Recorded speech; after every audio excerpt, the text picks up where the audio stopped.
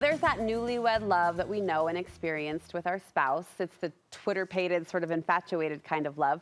My next guest says those feelings subside as you grow older with your spouse, and instead you start to look for a deeper, more meaningful love. And that's something to be excited about. Studio 5 relationship contributor Dr. Matt Townsend joins me to share the exciting possibilities of love later in life. Yeah. May I say, sir, What? I'm somewhat surprised at your enthusiasm towards Why? this. Why? Well, it just feels like a lot of work. I mean, it's hard for me to say in my stage of life, but to get back in the game at 60 or 70, that takes some internal effort. Yeah, no, it does. And it might, by the way, be effort, or energy you don't seem to have. But one of the things is we need people around us. Remember, all that research coming out of BYU showed that there is kind of an epidemic of loneliness. So if you are lonely, or if you actually are alone and don't have anyone around you, it's the equivalent to your health of about 15 cigarettes a day. Smoking. So it's not good for your health to be alone. In fact, it's not good that man be alone. I think that's a scripture somewhere. But the interesting thing about it is we also have an amazing context from our life that we can use to leverage and make better the remaining days of our lives. And so we're bringing with us not an empty palette, we're bringing with us a lot of experience. A lot of wealth and depth. Yeah. Let's get into some of these benefits. This topic, we should say, inspired by The Golden Bachelor on ABC, a 71-year-old. I'm so glad you brought it up. Looking for love. I mean, I know it's going to be Matt's favorite show. It is. I've actually watched a little bit this fall. It hasn't premiered yet. No. Yeah, but I've seen him. A promo? No, I thought with Marty. Okay, well, I'm going to let you think. sure? I am not positive, but anyway. I think it's It will out be there. your favorite show if it hasn't started Because I saw already. him talk about You're probably his right. wife. You're Okay, probably go right. ahead. Okay, benefit number one. The older we get, the happier we are.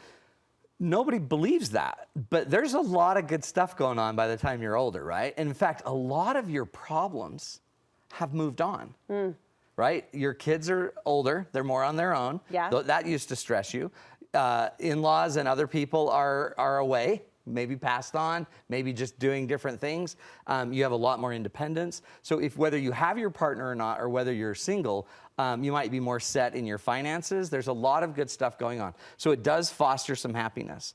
And the mere fact that you're already happy, then what you can bring to relationships is happiness to the relationship, not hoping that someone will fulfill happiness, right? You're not bringing emptiness to be fulfilled. You're bringing happiness to make it more. That's to a lovely create point. Synergy. We've matured, and you point out that later in life we value familiarity over novelty, peace over excitement. Some of the maturity that we do is when we're young, we have all of these hormones and dopamine and all this chemistry that makes us look for excitement. It makes us look for new things. We like novelty and excitement. And so what keeps people in relationships is the excitement of it, the intensity of it.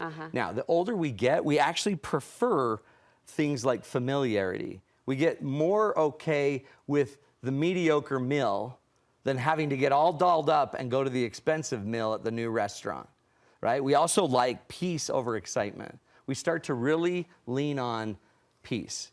And which is a really powerful thing, because it also takes down the pressure in the relationship for you to have to perform, for you to have to be more constantly, entertain more, and change up the game a lot. So now we're okay with just slowing it down and deepening the love. Well, you took the word out of my mouth, deep. You've described a dynamic in a relationship that is rich in depth, and you say we are wired for those deep kind of connections. We're so wired for it. Remember, you can't always, as the Rolling Stones, who are now aging, you can't always have it your way. You can't always get what you want.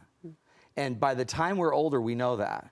So if we can't always have it our way and we can't always get what we want, then guess what? Then it's our turn to finally get it close enough and get it with somebody close enough. And that honestly can be pretty powerful. What we really get good at when we're older is to quit using our energy to maintain or to manage conflict, and instead we use it to create mutual support. We redirect our energy for mutual support, which is the long game, than managing a fight that might get me a temporary win. So when you start playing the long game, because you've only got a limited number of years. So if you've got 12 years left to play the game, let's not fight today. And if we're gonna fight and you wanna go there, I'll just let you have that. And I'll even adjust and adapt for you to have that if you'll adjust and adapt for me tomorrow. And remember, we've only got 12 years minus 1 day. 12 years minus 2 days. So eventually we're running out of time. So the fight starts to change. We call that a romantic compromise.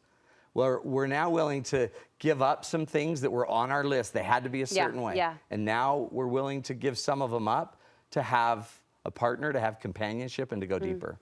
30 seconds, really quick. What would be your best piece of advice, Matt, for someone out there wanting to find love later in life? That's a big question. Know yourself. Know yourself. Know yourself. Know yourself. You can't ever love deeper than you have the character and the knowledge about yourself. So otherwise, then I'm just left reacting to you and hoping that it goes well because maybe I picked the right person. But if you want something to last long term, know yourself, know you have a voice, learn how to exercise your voice, learn to focus on the one, learn to be present in the moment, and you probably are going to have to lose yourself to find yourself.